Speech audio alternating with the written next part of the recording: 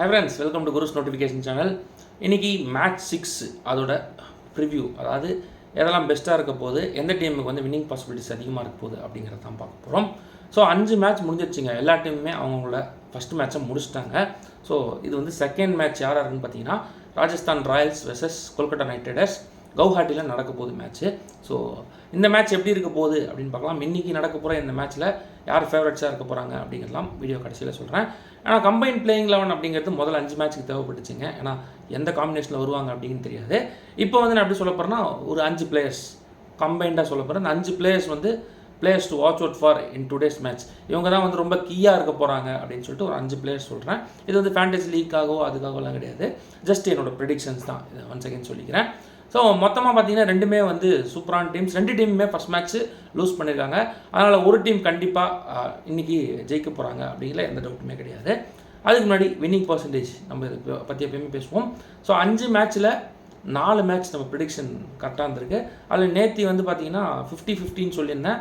ஆனால் மேட்ச் வந்து டைட்டாக தான் போச்சு. நேற்று நைட்டு நடந்த match almost Punjab and GT ஈக்குவலாக வந்தாங்க. 11-12 ரன்ஸ் வித்தியாசத்தில் தான் வந்து மேட்ச்சை விட்டுட்டாங்க. லாஸ்ட் ஓவர் வரைக்கும் நல்ல சீரியஸாகவே போச்சு.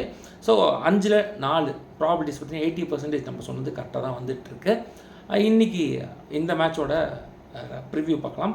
ஸோ என்னை பொறுத்த வரைக்கும் டாப் 5, அதாவது என்னோடய பிக்கு 5 பேர் யார் அப்படின்னு பார்த்தீங்கன்னா, ஃபஸ்ட்டு நான் யாரை சொல்ல போகிறேன் அப்படின்னு பார்த்தீங்கன்னா எஸ்எஸ்சி ஜெய்ஸ்வால். இவர் போன மேட்ச் ஆடல கண்டிப்பாக, ஆனால் இன்றைக்கி மேட்ச்சில் கான்ட்ரிபியூட் பண்ணுவார் அப்படின்னு நான் நினைக்கிறேன். ஏன்னா அவர் வந்து ஒரு பயங்கரமான பிளேயர் அப்படிங்கிறதுல எந்த டவுட்டுமே இல்லை. யங்கன் சூப்பராக ஆடக்கூடிய பிளேயர் அவர்.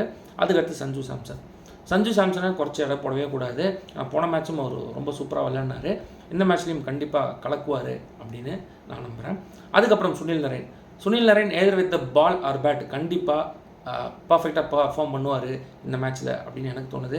என்ன ரீசன் அப்படின்னு பார்த்தீங்கன்னா, சுனில் நரேன்னாலே ஒரு சூப்பரான பிளேயர் தாங்க. போன வாட்டி போலிங்கும் சரி பேட்டிங்கும் சரி நல்லா டீசெண்டாக பர்ஃபார்ம் பண்ணி கொடுத்துட்டாரு. அதுக்கப்புறம் வருண் சக்கரவர்த்தியை கண்டிப்பாக மறக்கவே முடியாது. ஏன்னா அதை மாதிரி போலிங் போடக்கூடிய ஒருத்தர் தான். போன மேட்ச் கொஞ்சம் அவருக்கு ஃபேவரபுளாக அமையல. கண்டிப்பாக நாளைக்கு, அதாவது இன்றைக்கி நடக்க போகிற மேட்ச்சில் அவர் பிக் ஆஃப் த விக்கெட்ஸில் இருப்பார் அப்படின்னு எனக்கு தோணுது. அதேமாதிரி ஒன்ஸ் அகெயின் அஜிங்கியா ரஹானே, இவர் வந்து இன்றைக்கி நல்லா விளையாடுவார் அப்படின்னு எனக்கு ஒரு தாட் இருக்குது. என்ன ரீசன் அப்படின்னு பார்த்தீங்கன்னா, கேப்டன் மட்டும் இல்லாமல் அவரோட இன்னிங்ஸ் ரொம்ப கிளாசிக்கலாக இருந்தது ஃபஸ்ட் மேட்ச்சில். அதே மாதிரி இந்த மேட்ச்லேயும் அவரோட இன்னிங்ஸ் தொடரும் அப்படின்னு நான் நம்புகிறேன். இதுதான் என்னோட favourite 5 pick for today's match. So இந்த 6வது மேட்ச்சில் யார் ஜெயிக்க போகிறா, யாருக்கு ப்ராபபிலிட்டிஸ் அதிகமாக இருக்குது அப்படின்னு பார்த்தீங்கன்னா, என்ன கேட்டிங்கன்னா ஒரு 55% கொல்கட்டாவுக்கு பாசிபிலிட்டிஸ் வின்னிங் சான்சஸ் இருக்குது.